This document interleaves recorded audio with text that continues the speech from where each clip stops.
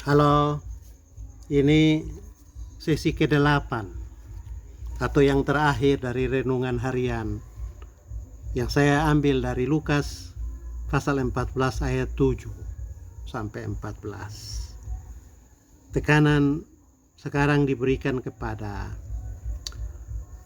bagaimana gereja yang rendah hati, peka, dan bijak.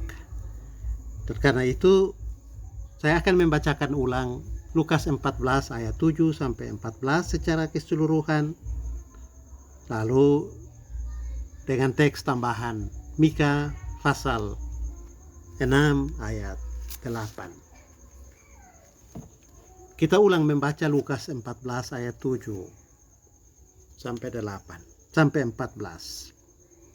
Karena Yesus melihat bahwa tamu-tamu berusaha menduduki tempat-tempat kehormatan, Ia mengatakan perumpamaan ini kepada mereka. Kalau seorang mengundang engkau ke pesta perkawinan, janganlah duduk di tempat kehormatan, sebab mungkin orang itu telah mengundang seorang yang lebih terhormat daripadamu.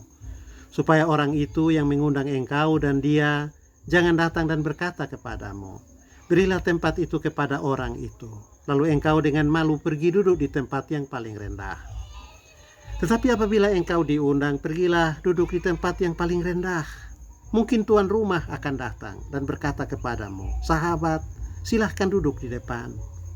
Dan dengan demikian engkau akan menerima hormat di depan mata semua tamu yang lainnya. Sebab barang siapa meninggikan diri akan direndahkan, dan barang siapa merendahkan diri akan ditinggikan. Dan Yesus berkata juga kepada orang yang mengundang dia, apabila engkau mengadakan perjamuan siang atau perjamuan malam, janganlah engkau mengundang sahabat-sahabatmu atau saudara-saudaramu atau kaum keluargamu atau tetanggamu yang kaya, karena mereka akan membalasnya dengan mengundang engkau pula, dan dengan demikian engkau mendapat balasannya. Tetapi apabila engkau mengadakan perjamuan, undanglah orang-orang miskin, orang-orang cacat, orang-orang lumpuh dan orang-orang buta, dan engkau akan berbahagia, karena mereka tidak mempunyai apa-apa untuk membalasnya kepadamu, sebab engkau akan mendapat balasannya pada hari kebangkitan orang-orang benar. Nah, berikut teks tambahan atau penyokong dari kitab Nabi Mika pasal 6 ayat 8. Begini bunyinya, hai manusia, telah diberitahukan kepadamu apa yang baik dan apa yang dituntut Tuhan daripadamu, selain berlaku adil, mencintai kesetiaan, dan hidup dengan rendah hati di hadapan Allahmu. Nah, renungan saya ini saya arahkan untuk perhatian kepada gereja secara institusional, tapi juga tertuju pada pejabat-pejabatnya yang duduk di barisan depan dalam struktur institusi, menjadi gereja yang rendah hati, peka, dan bijak. Nah, kita sudah berjalan bersama menyelami pesan Yesus dalam Lukas 14 ayat 7 sampai 14 dalam sesi 8 renungan harian. Kita katakan bahwa teks itu merupakan undangan untuk hidup dalam kerendahan hati, menjauhkan diri dari pencitraan, dan mencintai mereka yang terpinggirkan. Tapi semua ini bukan hanya ajaran pribadi. Ini adalah visi komunitas. Artinya, gereja sebagai sebuah persekutuan, organisasi, harus memiliki karakter kerendahan hati, menjauhkan diri dari pencitraan, dan mencintai yang terpinggirkan.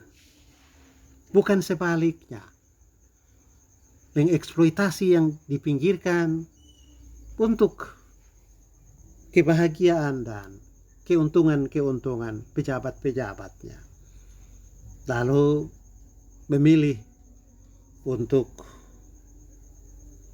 berpihak kepada mereka yang kaya, berkuasa, dan berjabatan. Bayangkan jika seluruh jemaat hidup seperti yang diajarkan Yesus.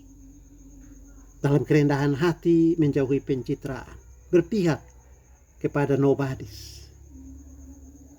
Itu berarti dalam komunitas itu tidak ada praktek berebut kehormatan, black campaign, menyingkirkan sesama rekan sepelayanan. Tidak pilih kasih dalam pelayanan. Dalam berbagai formasi, mutasi dan penempatan. Tidak terpesona oleh pencitraan, tetapi saling melayani di dalam kasih.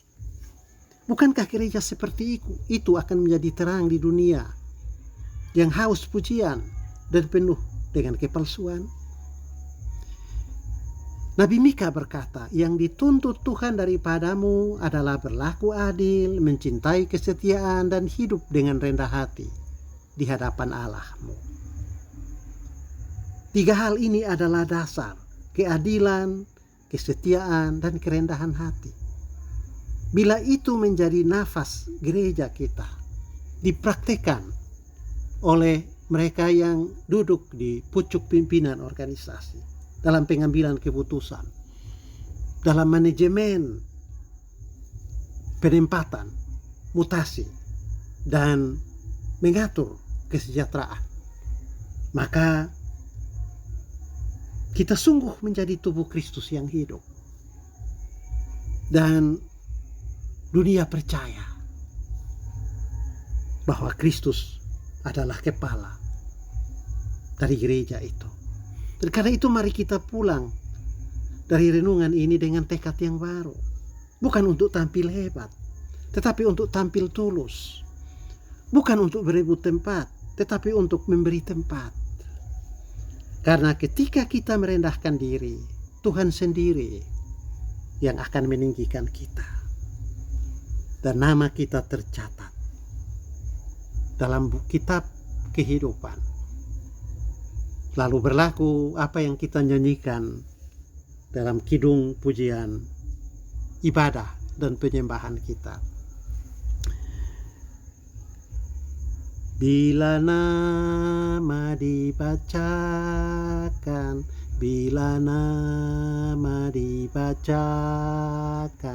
bila nama dibacakan, pada saat itu aku pun serta. Tuhan akan meninggikan kita, baik pribadi maupun sebagai gereja.